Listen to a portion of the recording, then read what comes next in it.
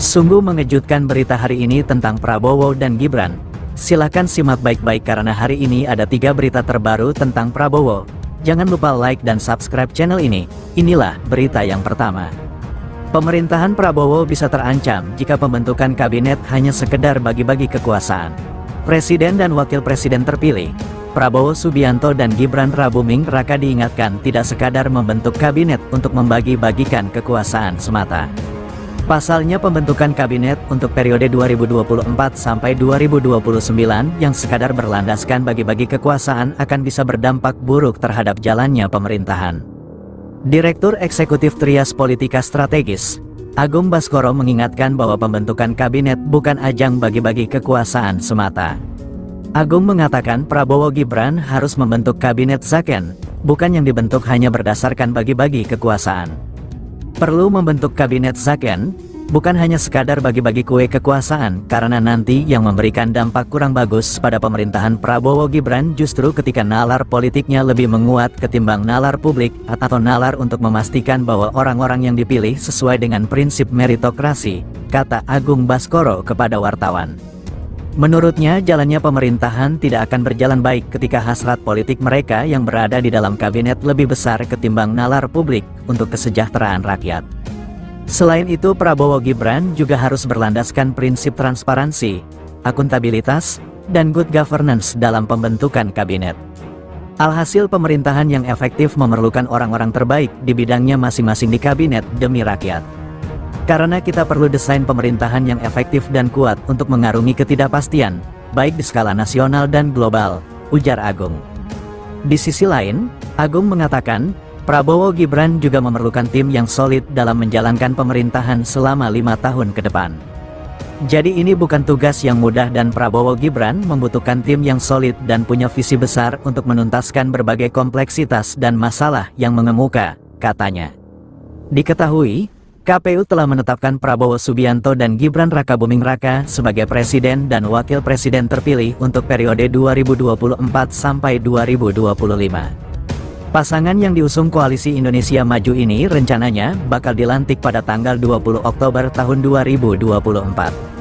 Sementara itu, kubu Prabowo Gibran diketahui terus menggaungkan wacana rekonsiliasi nasional untuk merangkul dua kubu yang berseberangan pada pemilihan Presiden 2024. Namun, Menteri Koordinator Bidang Kemaritiman dan Investasi Luhut Binsar Panjaitan mengingatkan agar Prabowo tidak membawa orang-orang toksik ke dalam pemerintahan ke depan. Kepada Presiden terpilih Prabowo Subianto, saya katakan jangan membawa orang-orang toksik ke dalam pemerintahan Anda, karena itu akan sangat merugikan kita Indonesia, kata Luhut. Itulah berita yang pertama, sekarang Mimin akan bacakan berita yang kedua. Kata Jokowi soal kabinet Prabowo Gibran, jangan nimbrung jika tidak dimintai saran. Presiden Joko Widodo menilai hal yang wajar jika Prabowo Subianto Gibran Rakabuming Raka meminta saran terkait kabinet. Kabinet Prabowo Gibran kini menjadi perbincangan hangat setelah keduanya ditetapkan sebagai pasangan terpilih Pilpres 2024. Pembicaraan kini mengarah kepada pembentukan kabinet seraya menanti waktu pelantikan Presiden dan Wakil Presiden terpilih pada tanggal 20 Oktober tahun 2024. Presiden Joko Widodo sempat disebut bakal dilibatkan dalam penyusunan kabinet di pemerintahan Prabowo Gibran.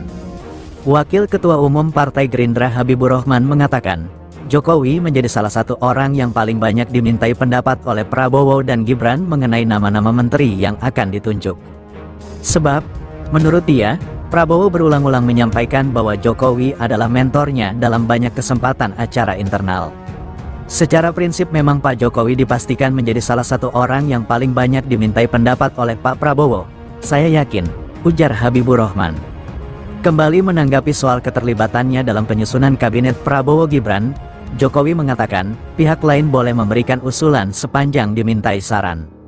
Namun, dia menegaskan bahwa penyusunan kabinet merupakan hak prerogatif Presiden terpilih. Kabinet itu adalah 100% hak prerogatif Presiden. Kalau usul-usul boleh, tapi itu hak penuh Presiden terpilih, ujar Jokowi. Kalau minta saran kan enggak apa-apa, kalau minta saran, tapi kalau enggak dimintai saran, ikut-ikutan nimbrung, lah itu yang enggak benar, katanya menegaskan. Sebelumnya, pihak istana melalui Koordinator Staf Khusus Presiden, Ari Dwipayana membantah bahwa Jokowi menitipkan nama menjadi menteri. Menurut Ari, pengangkatan menteri dalam kabinet selanjutnya merupakan hak prerogatif presiden selanjutnya.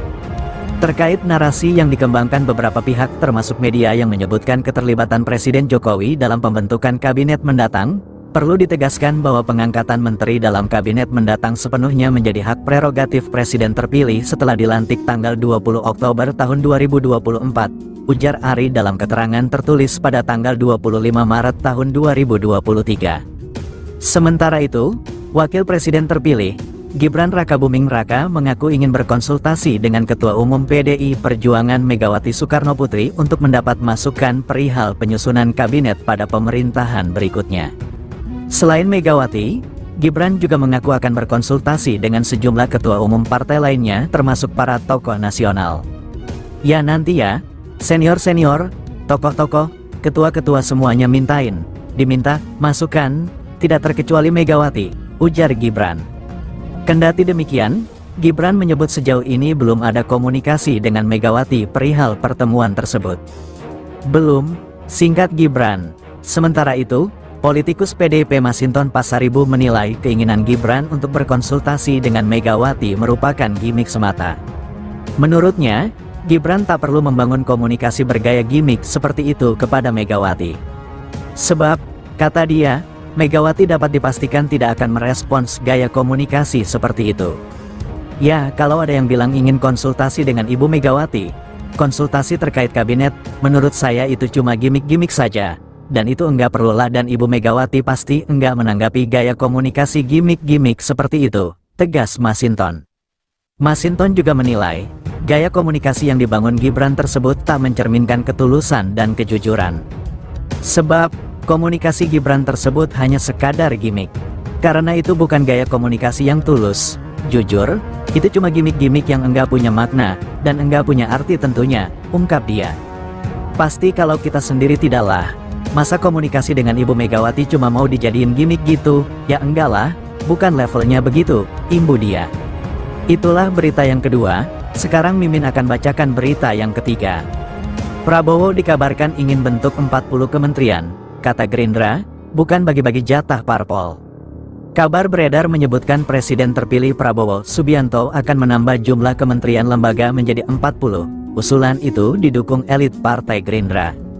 Wakil Ketua Umum DPP Partai Gerindra, Habibur Rahman menyatakan sepakat dengan wacana tersebut. Kalau memang ingin melibatkan banyak orang menurut saya enggak masalah, justru semakin banyak semakin bagus kalau saya pribadi, kata Habibur Rahman.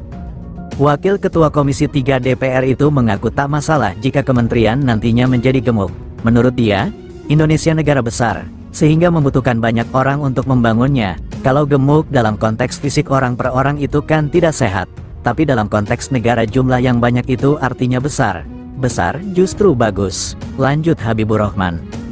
Jadi, wajar kalau kita perlu mengumpulkan banyak orang berkumpul dalam pemerintahan sehingga jadi besar, ujar Habibur Rahman. Habibur Rahman menambahkan, pengembangan jumlah kementerian bukan berarti hanya untuk bagi-bagi jatah ke partai politik. Meski begitu, ia mengaku masukan dari masyarakat tetap jadi pertimbangan. Itulah kesalahan berpikir. Dan enggak apa-apa jadi masukan bagi kami, jangan sampai hanya untuk mengakomodir kepentingan politik. Masukan masyarakat kami terima, ujarnya.